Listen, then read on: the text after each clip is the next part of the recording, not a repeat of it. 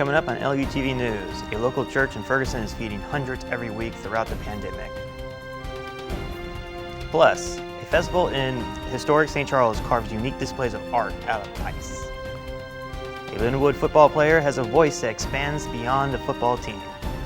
Those stories and more ahead on LUTV News.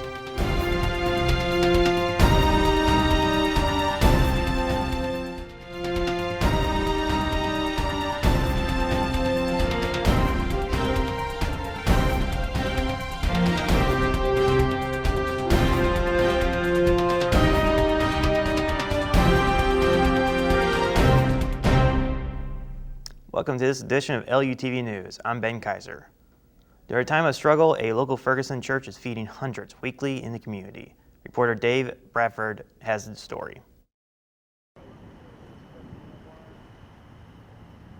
Greater Grace Church is no stranger to the community. From its countless rallies, community engagements, and all sorts of programs, Greater Grace Church is making a difference in the Ferguson community. Greater Grace Church is a key figure in the Ferguson community. It's nationally known for its community involvement following the shooting death of unarmed Michael Brown by a Ferguson police officer.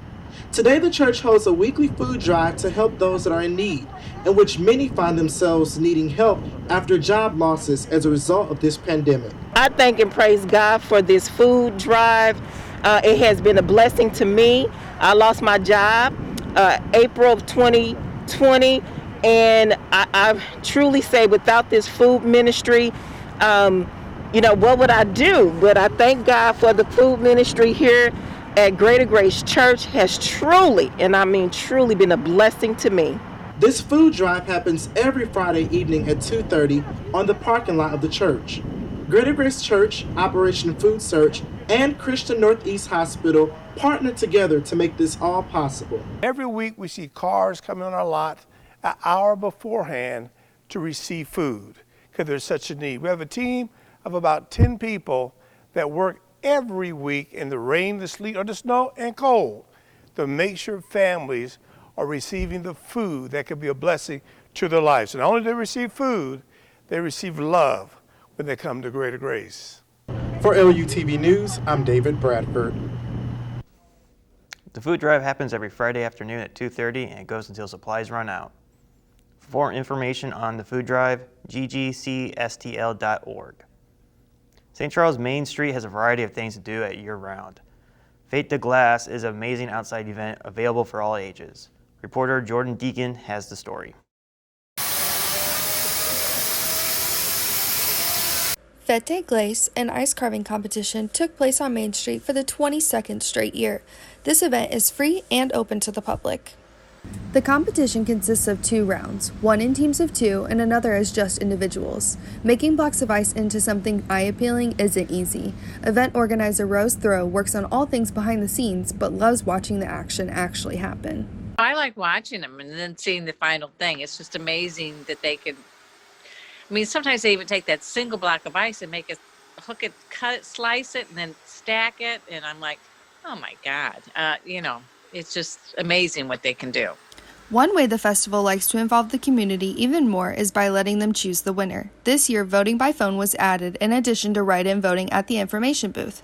This new voting way allows people's choice to show the most likable sculpture. It isn't necessarily the best carving that wins, but it's the most popular carving that wins. Many carvers take similar approaches when creating their own sculpture, but when it comes to implementing small details, different tools can be used.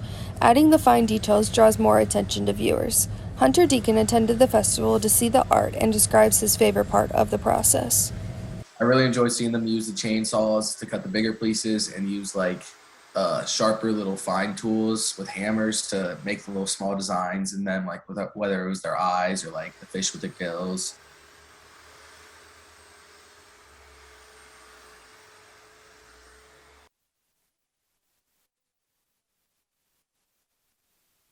It was really cool to see the amount of small details they put into it. The carvers, they put a lot of time and effort into it.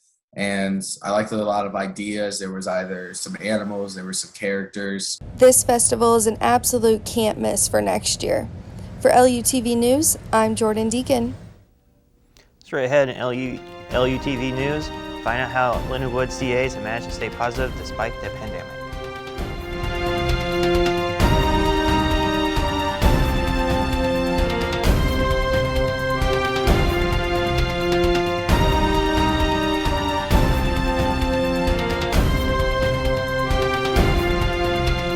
Who's most at risk for coronavirus?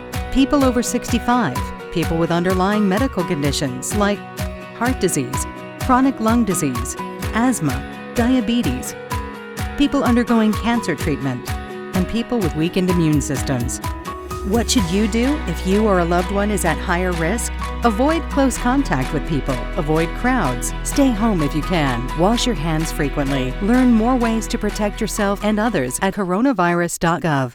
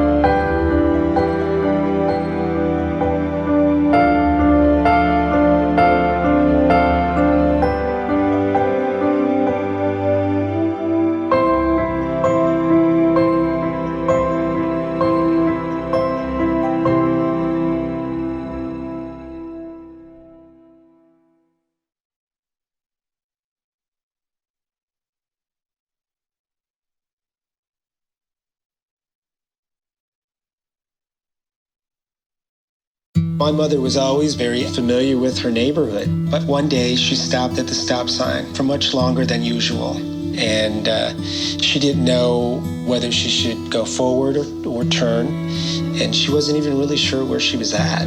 It was very unsettling for her. I felt so much better after my son told me, "Mom, I don't want you to worry or be afraid. I'll be there for you and we'll figure it out."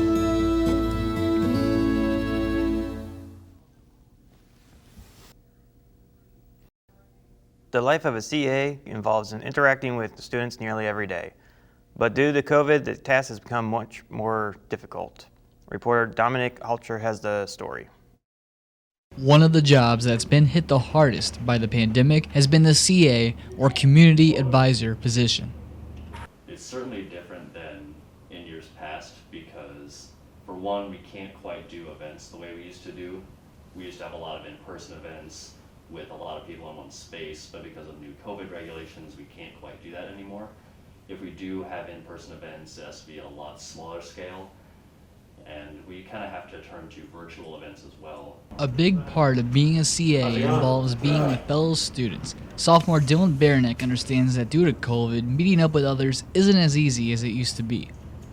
During COVID, it's been a little difficult just because we can't interact with the residents like we used to. We used to be able to hang out in this lounge and play ping pong with probably about 10 or 12 other residents. And like our time spent on ours is half community hours, so we just hang out with them, and we can't do that as much during this time. Despite this, Dylan has still found ways to stay positive. I feel like we just stay upbeat and positive by just reminding ourselves that we're going to get through it and eventually it's going to end. And it hasn't restricted us so much where we're just in strict isolation. We get to see each other still. We can still hang out in small groups. We just can't do what we used to. Simon has also kept a similar mindset. It's really just about seeing the good in any situation, especially this one, because a lot of people see the whole coronavirus situation as a bad thing, but to me, I see it as an opportunity to rise above a challenge. Whenever people say walk by the desk, even just a simple, hey, what's up, man, can make somebody's day. Just that little human interaction could mean so much to somebody. While COVID has definitely made their job a little bit more difficult, CAs like Simon and Dylan certainly have still made it work. Dominic Osher, LUTV News. Two St. Charles friends find themselves reconnecting during the COVID-19 pandemic. With social distance and safety in mind, these two are reliving the old days of their childhood. I had a chance to sit down with the two for this story. For most people, the pandemic has been a troubling time, but for these St. Charles natives, the pandemic has only brought them closer. When public venues closed down, these two friends found more time to socialize together at home like they did when they were in school. You know, the funny thing is, we're both in almost like our mid-30s now, and it's probably not that different. It would be head over to the other's house, we'd play video games, we'd watch movies, just kind of goof around. I'd say the beginning, we didn't really start, sitting down and hanging out till COVID was a thing for quite some time. I think, was it maybe summer? Maybe a little earlier than summer when we started like regularly meeting up. Kind of emotional and I think anxiety impact of COVID is something I've actually really noticed. And it's kind of weird because as I've gotten a little bit older, I think that I've gotten more introverted. I've always been a social person. Yeah, I mean, it was one of those things, right, where like COVID hit, everybody was told to stay indoors, which, I'm not a medical professional. I'm a financial broker, so I know nothing about healing and fighting viruses other than what experts tell you to do. So I, tried to listen as much as we can. The wife and I have limited contact with other human beings as much as possible. Naturally, there's always a risk of COVID spread with these visits. Both Ben and Jerry maintain a sense of safety and even keep their visits 2 weeks apart, especially around the holidays. They say that they hope that their hangouts will continue after the COVID-19 situation is finally over. Remembering the good times has been a big help for them during these crazier times. For LUTV, I'm Ben Kaiser. Straight ahead in LUTV news, university football player has talents that expand way beyond the football field.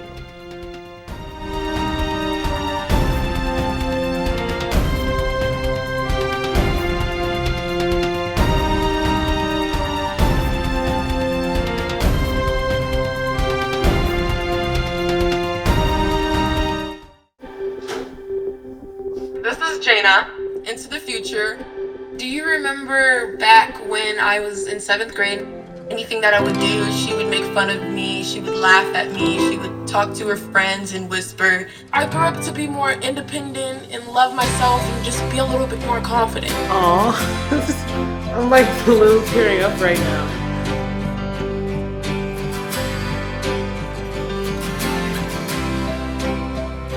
We know that we're asking Americans to do a lot right now.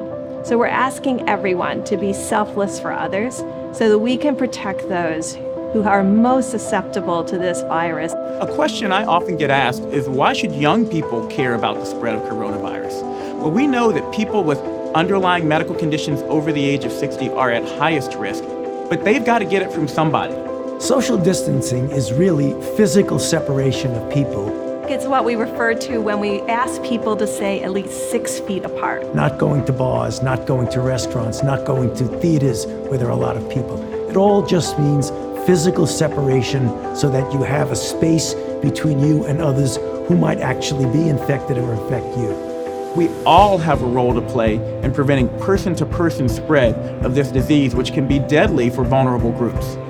For more information on how you can social distance, please go to coronavirus.gov. 1 in 3 adults has pre-diabetes. That means it could be you, your favorite brother, your other brother, Yes. you, your football buddy, your football buddy, you, your plumber, Breathe right into your foot. your plumber's masseuse, Yes. you, your dog walker, your cat jogger. With early diagnosis, prediabetes can be reversed. Take the risk test at doihaveprediabetes.org.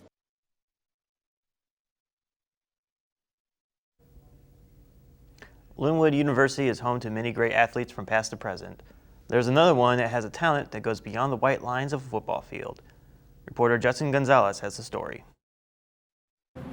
Matt Magruder is a student athlete here at Lindenwood University, but he is known more for his traction that he's gaining in his musician career, and he has a lot of talent coming from the St. Louis area. I always had like the feel for music, and so when I say like my senior year of high school, I was like, me and my friends was like, let's make a song before you graduate, and it came around.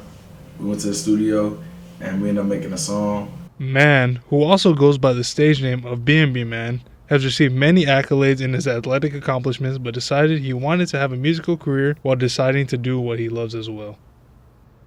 So I feel like this the best situation for me to choose is to keep playing football, go to school. If all else fails, like get a good job. I've known Man since about middle school now. I've seen potential in many things with Man, just as a person, rap, and football. While he is continuing to do what many aspire to do, for him this is not all fun and games. There are many struggles when it comes to being a musician and being a student athlete. Finding the perfect balance between both is like, cause you can't just give up on something out on a dream. Neither dreams really. So it's because one of them is paying my bills, the other one is hopefully I'll say eventually. With Man, I didn't think it was really going to be too much of a problem considering his passion for football as well.